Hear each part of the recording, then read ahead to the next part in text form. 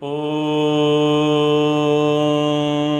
सहना भवतु सहनौ भुनक्तु सह वीर्यं करवावहै तेजस्विनावधीतमस्तु मा विद्विषावहै। ओम शांति शांति शांति। विशुद्ध मनुस्मृति में 7वें अध्याय का पठन पाठन चल रहा है और प्रसंग चल रहा है राजदंड का। पिछले प्रसंग से आगे बढ़ाते हुए श्लोक संख्या है 26। तस्याहु संप्रणेतारं राजानं सत्यवादिनं समीक्षकारिणं प्राज्यम धर्म कामार्थ कोविदम।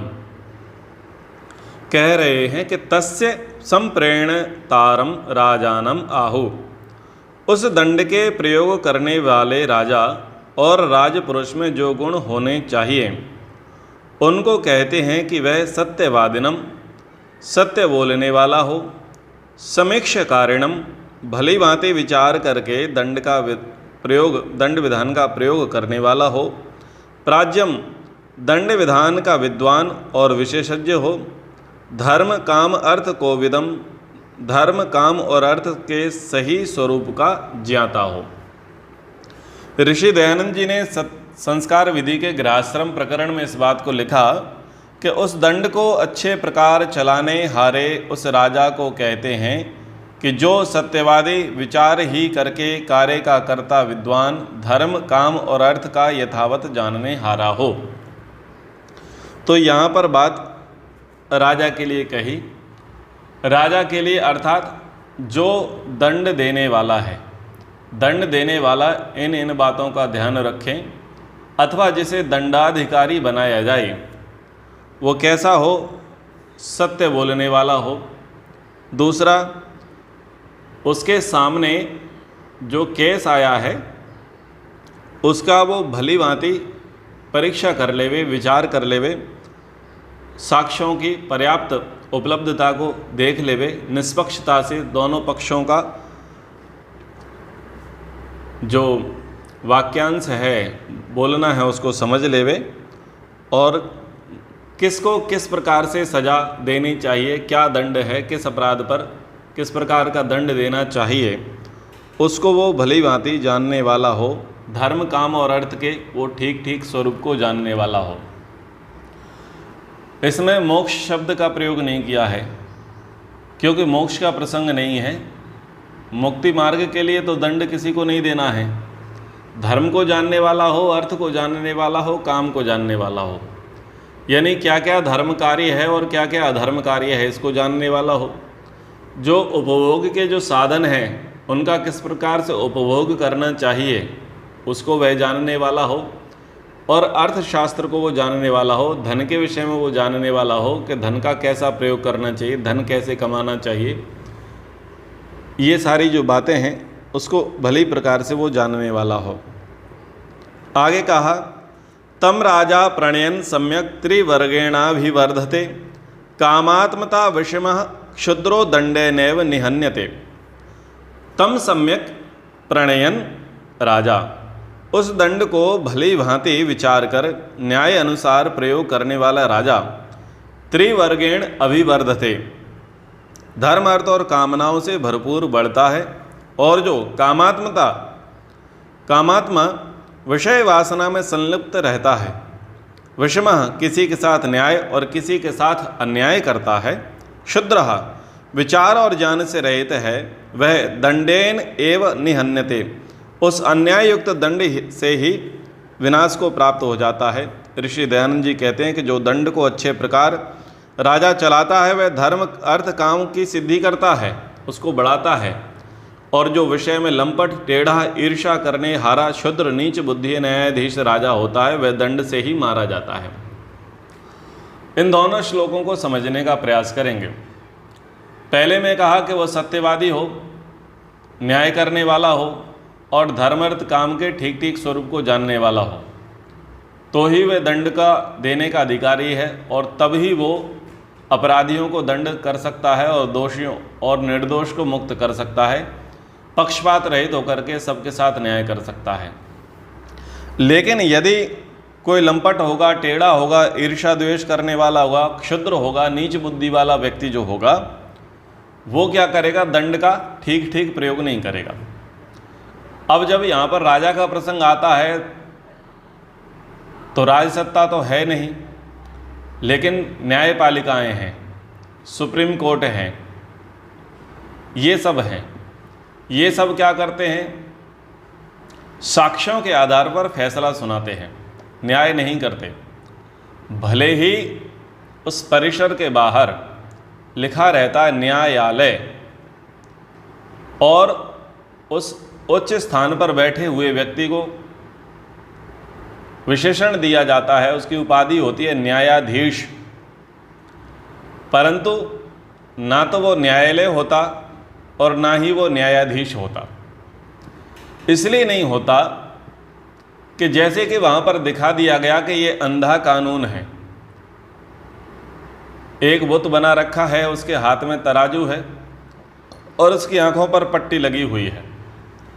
पट्टी लगी हुई है का अर्थ क्या है कि वो देख नहीं सकता, बस तराजू में तौल करके देखेगा।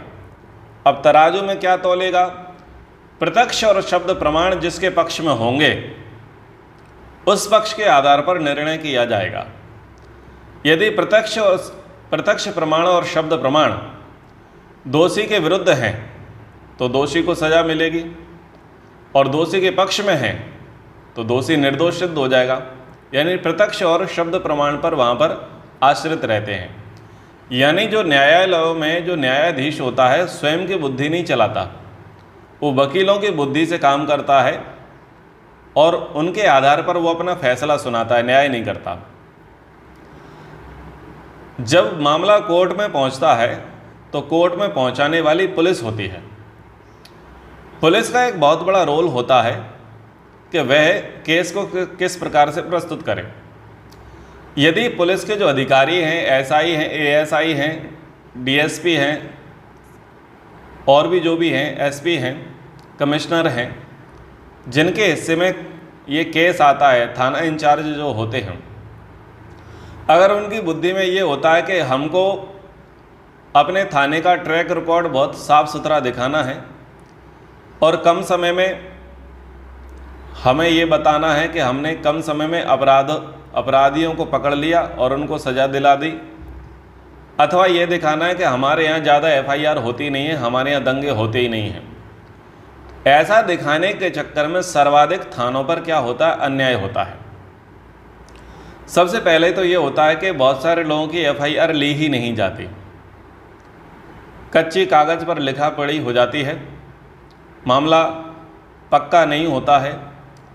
फिर पक्ष और विपक्ष से को थाने पर बुला करके वहीं पर राजीनामा कर लिया जाता है और उसके एवज में पर्याप्त जो है घूस उनके द्वारा ले ली जाती है और एफआईआर दर्ज नहीं करते, यानी मामले को आगे नहीं बढ़ाते। फिर दूसरी स्थिति ये होती है कि एफआईआर दर्ज करनी पड़ती है तो फिर केस ऐसा बनाते हैं कि या तो अगर उनसे कुछ विरोध है, वैर है, जाति को लेकर के, भाषा को लेकर के, किसी अन्य चीज़ को लेकर के वैर विरोध है, तो उस पर बहुत बड़े बड़े मोटे मोटे चार्ज लगा दिए जाएंगे। और यदि वो रसूखदार है, उसने उनको पर्याप्त पैसा दे रखा है, उनकी ही जाति का है, तो उन पर छोटे मोटे चार्जेस लगा देंगे, यानी वहाँ पर पक्षपात करेंगे। तीसरी स्थिति क्या होती है थानों के द्वारा? तीसरी स्थिति ये होती है कि केस को जल्दी सॉल्व करना है,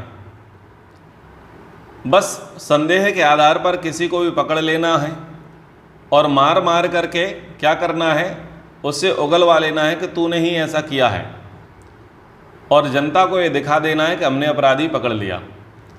लेकिन होता क्या है, होता केवल ये है कि वो अपने आप को ठीक दिखाना चाहते हैं कि हम जल्दी केस सॉल्व कर लेते हैं, हमने अपने थाने में मामले को लंबित करके नहीं रखा है, और अपने आप को ठीक दिखाने के चक्कर में किसी भी निर्दोष को पकड़ लिया जाता है या छोटे मोटे अपराधी को पकड़ करके उसे बड़े अपराधों की सज़ा दिलवा दी जाती है, लेकिन सत्य की खोज नहीं की जाती, परीक्षण नहीं किया जाता, ना साक्ष्यों के लिए ध्यान दिया जाता, ना ही ठीक ठीक से न्याय किया जाता। बस जितने कसूरवार ये थाने के लोग हैं उससे ज़्यादा कसूरवार वकील होते हैं और फिर उनका सरदार है न्यायाधीश। तो ये बहुत ही सारा उल्टा कार्य चलता है। महर्षि मनु जी ने बहुत अच्छी व्यवस्था रखी। अगर महर्षि मनु जी के नियमों को माने तो जो अव्यवस्थाएं कानून को लेकर के आज समाज में चल रही हैं वो अव्यवस्थाएं बिल्कुल भी ना हो। पुलिस से लोगों का भरोसा उठ गया है। आज के समय में व्यक्ति पुलिस से लिफ्ट भी नहीं ले सकता। पुलिस होती किसके लिए? सेवा के लिए और सुरक्षा के लिए। परंतु पुलिस का कैरेक्टर पूरी तरीके से बिगड़ा हुआ है। यानी वो कुछ ना कुछ लेकर के ही जाएगा, फंसा करके ही जाएगा, मार के ही जाएगा। और उसके विषय में एक कहावत प्रसिद्ध हो गई कि पुलिस वाले की दोस्ती और दुश्मनी दोनों बुरी होती है। दोस्ती भी मरवा देती है और दुश्मनी भी मरवा देती है। ठीक उसी प्रकार से कोई पक्ष है, न्याय की अपेक्षा रखता है और वो वकील के पास चला जाता है, तो दोनों वकील जो है, पक्ष का वकील और विपक्ष का वकील, दोनों जाकर के मिल जाते हैं। और जो केस 3 महीने में, 1 महीने में, 6 महीने में समाप्त होना चाहिए था, वो केस वर्षों वर्षों चलता रहता है। दोनों वकील एक दूसरे से बात कर लेते हैं, भाई तेरे पक्ष वाला क्या हुआ, मेरे विपक्ष वाले का ये हुआ। और दोनों वकील क्या करते हैं, वादी और प्रतिवादी की ओर से खूब पैसा खाते रहते हैं, लेकिन मामले को सुलझाते नहीं है, निपटाते नहीं है, किसी को न्याय दिलाने की सोचते नहीं है। ज़्यादातर यही होता है। और न्यायाधीश के यहाँ हालत क्या है, तारीख पर तारीख। मैं ऐसा नहीं कह रहा कि सब जगह ऐसा होता है, पर हाँ, इस बात को नहीं नकारा जा सकता कि बहुत जगह यही होता है। हर थाने पर नहीं होता तो बहुत सारे थानों पर होता है। हर वकील ऐसे नहीं होते तो बहुत से वकील ऐसे होते हैं। हर न्यायाधीश ऐसे नहीं होते तो बहुत से न्यायाधीश ऐसे होते हैं। और इससे कोई भी व्यक्ति नकार नहीं सकता। ये सब क्यों है? ये इसलिए है क्योंकि इनके अंदर धर्म नहीं विराजता। इन लोगों का धर्म केवल पद, पैसा और प्रतिष्ठा है। जब इन लोगों के भीतर धर्म नहीं व्यापेगा तो कभी भी ये न्याय नहीं कर पाएंगे।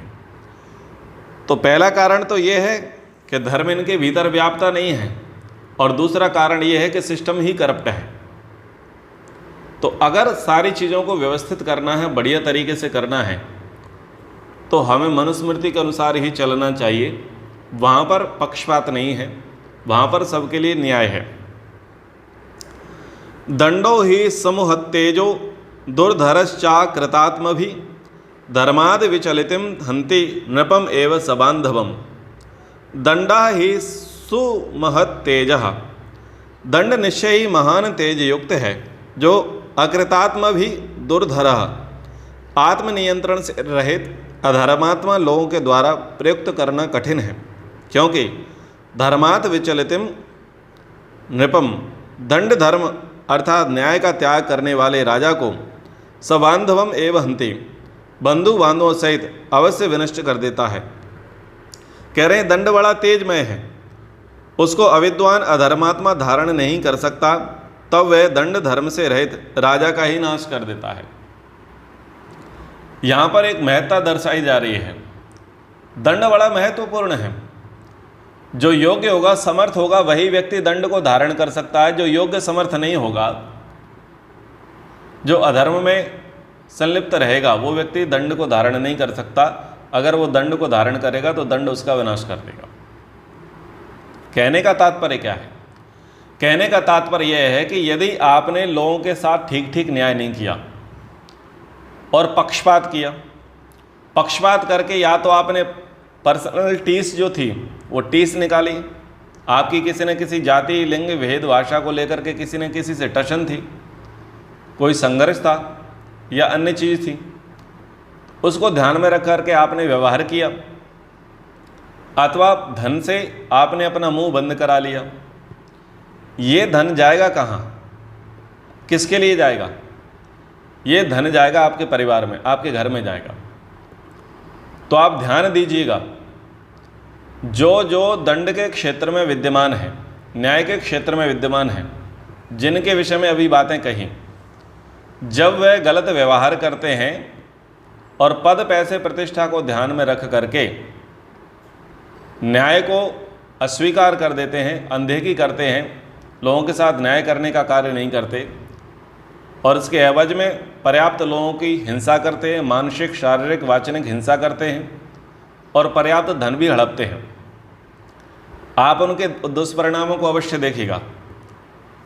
उसका दुष्परिणाम उनको बुढ़ापे में दिखाई देगा और उनकी संतति में दिखाई देगा। उनकी संतानें धार्मिक नहीं होंगी, सदाचारी नहीं होंगी, क्योंकि उनकी परवरिश जो है सदाचार के द्वारा नहीं हुई, धर्माचरण के द्वारा नहीं हुई। तो जैसे कहा जाता है लोक में कि बाप नंबरी और बेटा 10 नंबरी, तो उनकी जो संतान है वास्तव में 10 नंबरी ही होती है। धर्म, नीति, न्याय, दया, क्षमा, परोपकार, सहिष्णुता, सहनशीलता, सरलता, विनम्रता, ऐसे गुणों से उनका दूर दूर तक कोई लेना नहीं होता। लेकिन व्यसन, व्यभिचार, तनाव, अनाचार, दुराचार, इनसे उनका तगड़ा गठबंधन होता है और यही तो उनका बिगाड़ है, यही उनके नाश की जड़ है, जो कि उनको दिखाई नहीं देती। सो सहायेन मूढ़ेन लुब्धेना कृत बुद्धिना न शक्यो न्यायतो नेतुम शक्तेन विषयेषु च।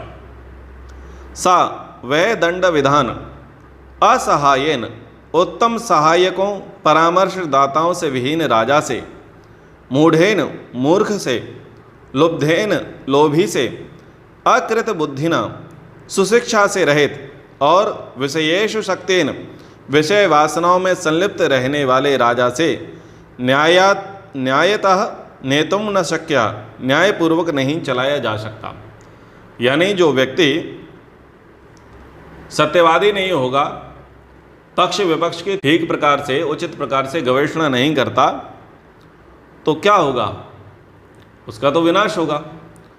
तो जो राजा, जो न्यायाधीश, जो अधिकारी अच्छे परामर्शदाताओं से विहीन है, उसके कोई अच्छे परामर्शदाता नहीं है, अच्छे सहायक नहीं हैं, उसके असिस्टेंट जब अच्छे नहीं होंगे और उनसे जो विहीन राजा होगा, उसका न्याय कैसा होगा? उसका न्याय सदैव बिगड़ा हुआ होगा। जो मूर्ख होगा, मूर्ख व्यक्ति भी क्या करेगा? ठीक से न्याय नहीं कर पाएगा। जो लोभ प्रवृत्ति वाला होगा, लोभी होगा, लोभी व्यक्ति भी ठीक से न्याय नहीं कर सकता। अकृत बुद्धिनाम, सुशिक्षा से रहते, जिसको धर्म की, व्यवहार की, अध्यात्म की, नीति की शिक्षा नहीं है, वो अशिक्षित व्यक्ति भी क्या करेगा? न्याय को ठीक से नहीं धारण कर पाएगा। और विषयेषु शक्तेन, विषय वासना में जो लिप्त व्यक्ति है, वो भी व्यक्ति क्या कर पाएगा? वो भी ठीक प्रकार से न्याय का पालन नहीं कर पाएगा, न्याय लोगों को नहीं दिला पाएगा, ठीक से दंड का प्रयोग नहीं कर पाएगा। शुचिना सत्य संधेन यथा शास्त्रानुसारिण प्रणेतुम शक्यते दंडः सुसहायेन धीमता। शुचिना, धन आदि से पवित्रतात्मा, सत्य संधेन, सत्य संकल्प, यथा शास्त्र अनुसारिण, न्याय शास्त्र के अनुसार चलने वाले, सुसहायेन, उत्तम सहायकों परामर्शदाताओं से युक्त, धीमता, बुद्धिमान राजा से दंडा प्रेणेतुम शक्यते, वह दंड विधान न्याय अनुसार चलाना संभव है। तो कौन न्याय के अनुसार दंड विधान को लागू कर सकता है? जिसका सबसे पहला क्या पवित्र है? अर्थ पवित्र है। 1 नंबर की कमाई है पद का, जो सदुपयोग करता है, दुरुपयोग नहीं करता। जो अच्छे संकल्पों वाला है, जिसका ध्येय क्या है कि मैं अपराधी को दंड दूंगा और निर्दोष को छोड़ूंगा, यानी जो वास्तव में सहायता करने योग्य है उनकी सहायता करूंगा और जो सहायता के योग्य नहीं है उनकी सहायता नहीं करूंगा और विलंब नहीं करूंगा, देर से नहीं करूंगा, इस कार्य में प्रमाद नहीं करूंगा और इसमें व्यक्तिगत हितों को बीच में लेकर के नहीं आऊँगा। क्योंकि होता भी यही है कि लोग क्या करते हैं? व्यक्तिगत हितों को पहले देखते हैं। आजकल तो जब आप इन लोगों के पास जाओगे तो सबसे पहले व्यक्तिगत हितों की चर्चा होती है। उनको नाश्ता चाहिए, चाय पानी चाहिए, सारी चीज़ें चाहिए, आवागमन के लिए सुविधाएं चाहिए। व्यक्तिगत हित पहले देखा जाता है। ये नहीं देख रहे हैं कि व्यक्ति कितनी परेशानी में है। और ये तो खाने पीने की बात बड़ी सामान्य हो गई। वो बिजी है रील्स देखने में, फेसबुक चलाने में, व्हाट्सएप चलाने में, उसमें बिजी है। वो कहता है कि पहले मुझे ये काम कर लेने दो, ये देख लेने दो, फिर तुमसे बात करता हूँ। यानी आप तब तक खड़े रहो। या फिर किसी से बात कर रहा है, उसमें भी वो भारी व्यस्त है, लेकिन वो ये नहीं देख रहा है कि उसकी ड्यूटी क्या है, वो कहाँ पर खड़ा है, उसका कर्तव्य क्या है, और उसके सामने फरियादी आया हुआ है तो हम उसकी सुने। पर ना, किस पर बिजी है? फ़ोन पर बिजी है। क्या कह रहा है? इम्पोर्टेंट कॉल है, लेकिन कोई आवश्यक कॉल नहीं होता, फालतू की गफलत में रहता है। तो सत्य संकल्प वाला जो होगा, न्याय शास्त्र के अनुसार जो चलने वाला हो, जो न्याय दर्शन को पढ़ा हुआ है, जो न्याय विद्या को जानता है, उसके अनुसार जो चलने वाला है, और जिसके बहुत अच्छे सहायक हैं, समर्थक हैं, परामर्शदाता हैं, बुद्धिमान हैं, और जो स्वयं बुद्धिमान है, वही व्यक्ति क्या करेगा? दंड को ठीक प्रकार से धारण कर सकेगा, लोगों को न्याय दिलाने का कार्य कर सकेगा। एवं वृत्तस्य नृपतेः श्लोक्षेनापि जीवितः विस्तीर्यते यशो लोके तैलबिन्दुर्वाम्भसि। एवं वृत्तस्य नृपतेः, इस प्रकार न्यायपूर्वक दंड का प्रयोग करने वाला राजा, श्लोक्षेन अपि जीवितः, शिल उच्च से निर्वाह करते हुए भी, अर्थात राजा के धनहीन होते हुए भी, यशः यश अम्बसी तैलबिन्दु इव, जैसे पानी पर डालने से तेल की बूंद चारों ओर फैल जाती है, ऐसे लोके विस्तीर्यते, संपूर्ण जगत में फैल जाता है। न्याय करने वाला जो व्यक्ति भले ही अर्थ से संपन्न न हो, निर्धन हो, साधनहीन हो, लेकिन यदि वो न्याय का प्रयोग करने में कुशल है, न्याय दिलाने में कुशल है, दंड दिलाने में कुशल है, व्यवहार करने में जो व्यक्ति कुशल है, तो सिल उच्च से भी निर्वाह करने वाला भले ही क्यों ना हो। सिल उच्च, फसल कटती है, फसल कटने के बाद किसान क्या करता है? फसल तो ले लेता है, लेकिन पूरी फसल खेत से नहीं ले पाता। कुछ दाने, कुछ चीज़ें थोड़े थोड़ा खेत में छूट जाता है। तो उसी को सिल उच्च कह रहे हैं कि यदि व्यक्ति खेत में डली हुई बालियों को, दानों को इकट्ठा करके अगर जीवन यापन करता है भले ही, लेकिन वो न्याय करता है, तो न्याय के कारण उसका यश जो है चारों ओर फैल जाता है। कैसे फैल जाता है? तो उदाहरण दिया कि जैसे पानी होता है और पानी पर तेल की बूंदें डालो तो तेल क्या करता है? चारों ओर फैल जाता है। ऐसे ही यश किसका फैल जाता है? कीर्ति किसकी फैल जाती है? जो न्याय करने में कुशल होता है। अतस्तु विपरीतस्य नृपतेर्जितात्मनः संक्षिप्यते यशो लोके घृतबिन्दुर्वाम्भसि। पूर्वोक्त व्यवहार से विपरीत चलने वाले, अर्थात न्याय और सावधानी पूर्वक दंड का जो व्यवहार नहीं करते, वो लोग अजित आत्मनः नृपते, अजितेंद्रिय राजा का यशः यश अम्बसी घृत बिंदु इव, जल में पड़े घी के बिंदु के समान, लोके संक्षिप्ते, लोक में कम हो जाते हैं। तो जो इस प्रकार से व्यवहार नहीं करते वो संकुचित हो जाते हैं, संकीर्ण हो जाते हैं, यानी वो घटते हुए चले जाते हैं। आगे इस विषय का उपसंहार करते हुए महर्षि मनु कह रहे हैं, स्वे स्वे धर्मे निविष्टानां सर्वेषां अनुपूर्वशः वर्णानां आश्रमाणां च राजा श्रेष्ठो अविरक्षिता। स्वे स्वे धर्मे निविष्टानां, अपने अपने धर्मों में संलग्न, अनुपूर्वशः सर्वेषां वर्णानां च आश्रमाणां, क्रमशः चारों वर्णों और चारों आश्रमों के रक्षक के रूप में राजा को बनाया है। अर्थात राजा के पद पर आसीन व्यक्ति का कर्तव्य है कि वह सब वर्णस्थ और आश्रमस्थ व्यक्तियों को उनके धर्म में प्रवृत्त रखे और उनकी सुरक्षा करे। समाज को धर्म और नियम व्यवस्था में चलाने के लिए और उसकी सुरक्षा के लिए ही राजा और राज्य की संकल्पना होती है। तो ये बता दिया यहाँ पर महर्षि मनु जी ने कि राजा किस लिए होता है। 4 आश्रम हैं और 4 वर्ण हैं, ब्राह्मण, क्षत्रिय, वैश्य, शूद्र, ब्रह्मचर्य, गृहस्थ, वानप्रस्थ और संन्यास। ये क्रमशः आश्रम और वर्ण हैं। इनके जो जो धर्म हैं कर्तव्य कर्म हैं, इनके कर्तव्य कर्मों से, धर्मों से उक्त प्रजा को अवगत कराना और उनको धर्म में चलाने के लिए सदैव सजग रहना।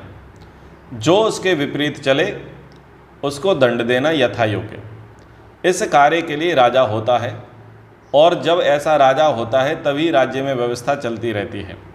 राजा का ये धर्म है, राजा का ये कर्तव्य है कि कोई भी वर्ण अथवा कोई भी आश्रमवासी उस वर्ण की अथवा उस आश्रम की मर्यादा का भंग ना करे, उसका उल्लंघन ना करे। यह जिम्मेदारी राजा की होती है। तो यहाँ पर जो दंड का प्रसंग है, राजा की आवश्यकता का प्रसंग है, वो कह दिया गया है। अब आगे राजा के लिए जो मर्यादाएं हैं, राजा के जितने लोग सहयोगी होंगे, सभासद होंगे, अमात्य होंगे, उन सब की चर्चाएं आगे हम करेंगे। तो अभी समय के अनुसार कक्षा को विराम की ओर लेकर के जाते हैं। एक बार ओम का उच्चारण। ओम